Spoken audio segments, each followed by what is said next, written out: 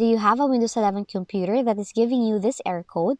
If so, don't worry, and you're not alone, since this is a common problem that many Windows users experience, and we will show you different ways on how you can fix it. Now, the first step in resolving this error is to restart the Windows computer and see if the problem resolves itself. Now, this will help to refresh the system and clear any temporary files that may be causing the issue. Next, make sure all your device drivers are up to date. You just have to open Device Manager, expand the driver category for your imported drivers to update them, like for an example, the display adapters. Now you just have to double-click on it, right-click on each driver, then select Update Driver from the context menu. Then, follow the on-screen instructions provided to complete the update process.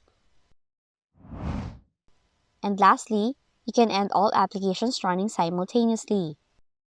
Just open Task Manager from the taskbar, go to Processes tab, select the programs you want to end, right-click on the process, then select End Task option to close the program.